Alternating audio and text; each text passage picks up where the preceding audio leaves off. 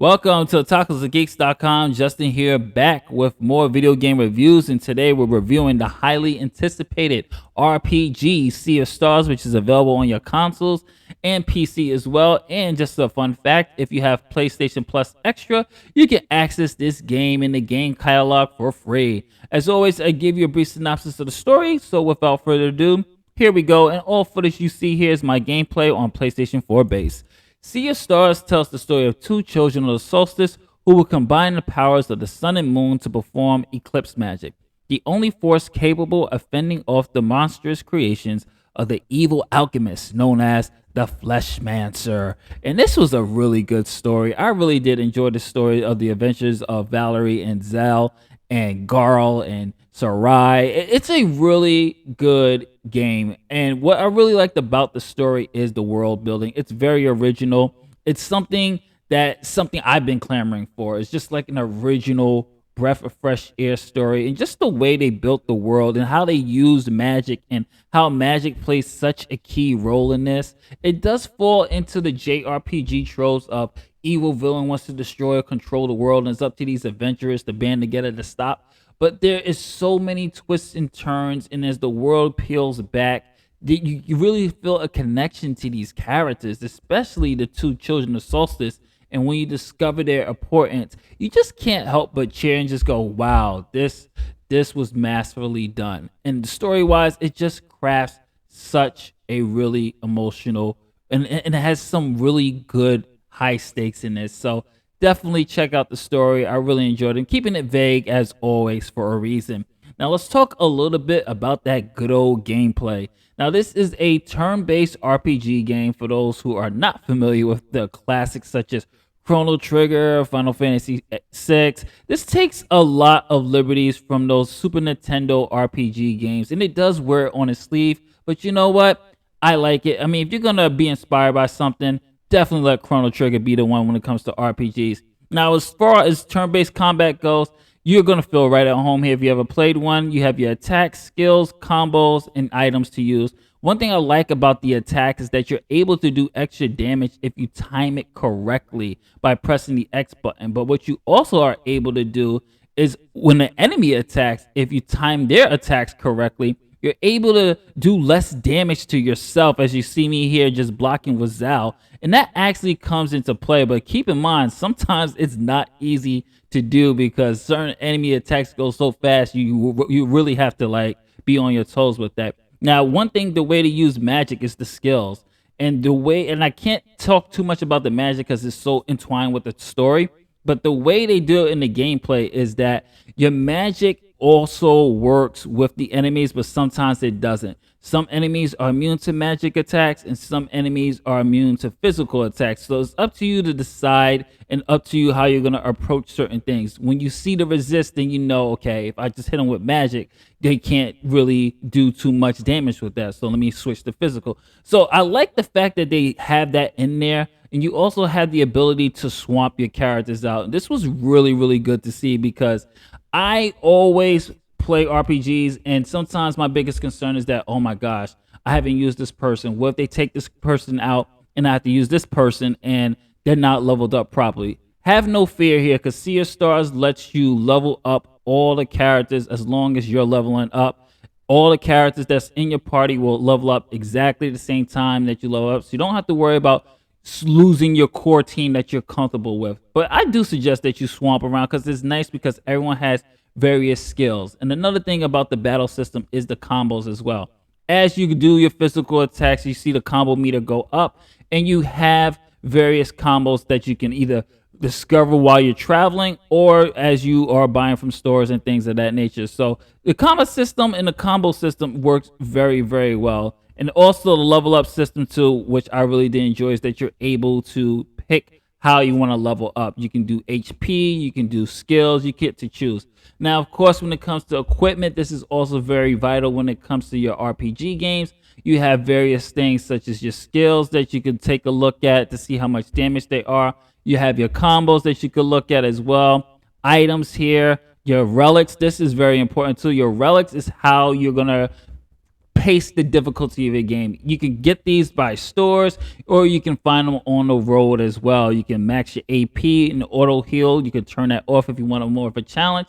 So they do a good job of you keeping a nice gameplay level balance. Now, what they also do is also, you won't be an RPG without mini games, and Sea of Stars offers a mini game which is called Wheels. And Wheels was invented by the watchmaker and is a modified table that's similar to Clockwork. You have various heroes that you could choose from: warrior, mage, archer, engineer, assassin, and priest. And the basic core concept of this game is where you're going to control two heroes, match the energy, and make sure your heroes are stronger and bring the enemy's crown to 0 to win the game.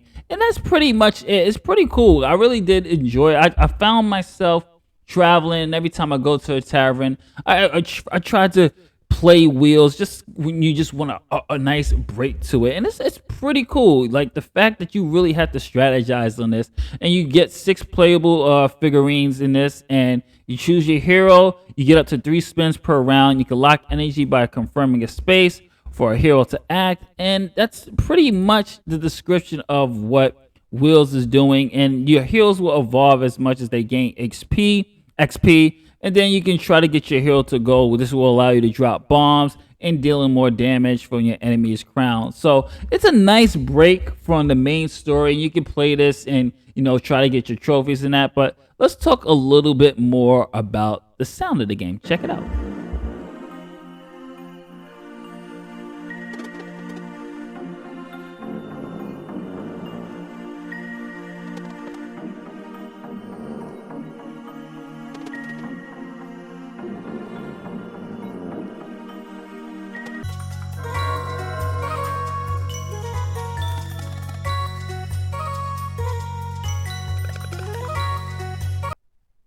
I really did enjoy the soundtrack of this. Once again, I know I sound redundant and I sound repetitive every single time I talk about musicals and music sounds in video games, but I'll have to say that the sound fits the tone very, very well.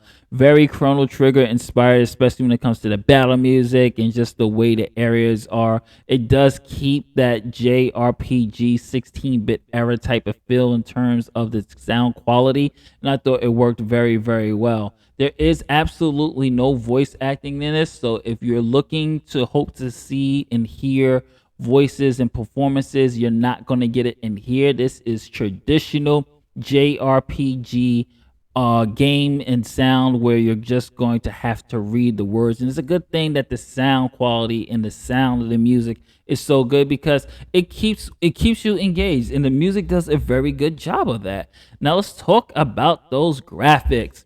Now, this is just a gorgeous looking game. You can tell a lot of love, a lot of care, a lot of attention to detail went into this, especially when it comes to the use of the colors in this. I love the aesthetics of this bad boy here.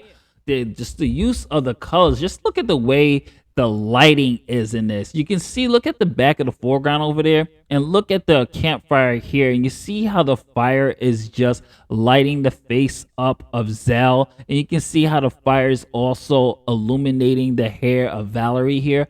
It is gorgeous to look at here. This is a beautiful, beautiful game. Absolutely no frame rate issues, especially being a old school RPG type of style game. You better not have any frame rate issues. It runs very, very well, even on my PlayStation base. My friend got it for the Switch, says it runs very, very well. There's no issues here in terms of graphical glitches and clippings and things like that. Everything is attention to detail. The maps look really good as well. Each location has its own type of life, especially when you get to the pirate sections. It's very good, especially when you're on the ship and you're crossing the 7 seas. Beautiful looking game. So let's give our final thoughts on this. Does Sea of Stars live up to all the hype and all the build up? Yes, it does. This is definitely one of the best RPGs of 2023 so far. I am giving this an A-. This was a really good game. I really enjoyed the aesthetics. It's going to take you about 20 to 25 hours to complete, but there's also side missions that you can do. There's like this type of museum where you can do some archives. Of course, you have wheels. There's a lot to offer here and tons of replay value because the story is so rich. The story is so good. You're gonna love the characters in this. I really did enjoy it. Graphically, it is aesthetically pleasing. It's a beautiful looking game. Beautiful looking game. Gameplay is solid.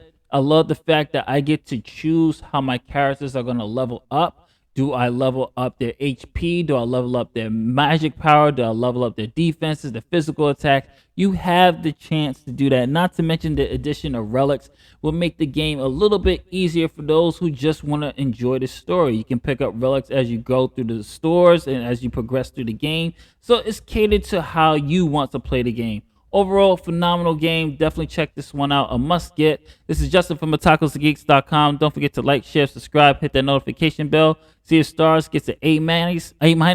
Later days. Peace.